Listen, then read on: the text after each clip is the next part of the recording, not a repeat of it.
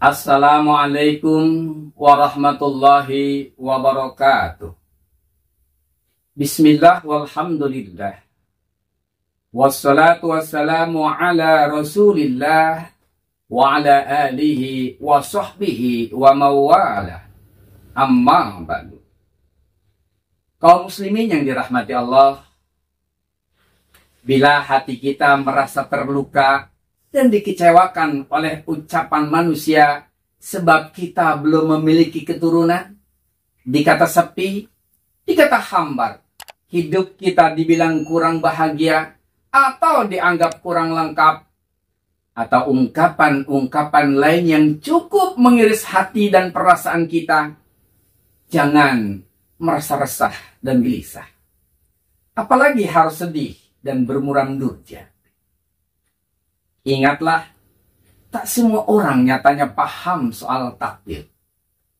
Sebab buah hati juga bagian dari takdir Allah Subhanahu wa ta'ala. Aisyah radhiyallahu anha tak pernah melahirkan seorang anak. Nabi Zakaria memerlukan waktu puluhan tahun menanti hadirnya keturunan. Dan masih banyak contoh mereka yang masih selalu menanti dalam hidupnya tak juga hadir di tengah-tengah mereka keturunan, tapi hidup mereka tetap bahagia.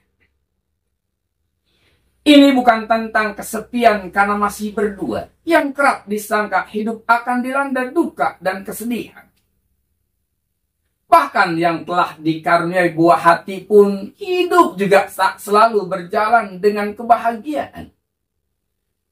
Sebab segala keadaan telah Allah atur dan ciptakan sedemikian tepat untuk setiap hambanya, baik ujian ataupun kenikmatan. Sebab itu, mengapa para nabi dan rasul juga para salafus saleh tak pernah menjadikan bahwa keturunan adalah patokan kebahagiaan atau kemuliaan seseorang?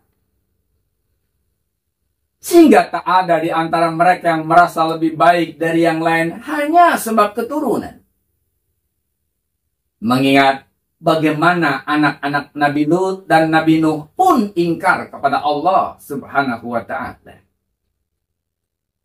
Sebagai manusia bukan tugas kita memaksakan kehendak. Bila memang Allah kehendaki berdua, insya Allah itulah yang terbaik. Dan bila nanti Allah takdirkan bertiga, berempat, atau bahkan berlima, pasti akan Allah mudahkan dengan jalan dan saat yang terbaik pula. Rasulullah Muhammad sallallahu alaihi wasallam bersabda, "Indama takunu radiyan an nafsika mutajahilan zununa man hawlika fa anta qad ta'lamta kaifa ta'ishu sa'ida." Ketika engkau mampu ridha atas apa yang ada pada dirimu, tak peduli pada prasangka orang-orang di sekitarmu, maka sejatinya dirimu telah belajar bagaimana caranya hidup bahagia. Kaum muslimin yang dirahmati Allah, lebih baik bertanyalah tentang kehidupan kita. Bertanyalah pada diri kita masing-masing. Mengapa untuk urusan kesenangan dunia kita mampu, namun menjadi lemah untuk urusan akhirat? Mengapa jika untuk bekerja dari pagi hingga sore kita sanggup, tetapi untuk duduk di majelis ilmu beberapa menit saja kita merasa berat? Mengapa jika untuk mendaki gunung tinggi dan berjalan berkilo-kilometer kita kuat, tapi untuk berjalan ke masjid kita merasa lemah? Mengapa jika membelanjakan harta untuk kesenangan dunia dan poyak-poyak kita begitu mudah, namun membelanjakan harta di jalan Allah kita begitu sulit? Mengapa jika kita bangun malam menonton pertandingan sepak bola kita bisa, tapi untuk salat malam kita tak sanggup?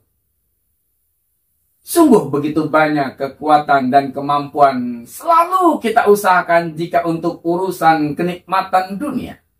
Namun entah mengapa, tiba-tiba menjadi lemah dan malas ketika untuk urusan akhirat.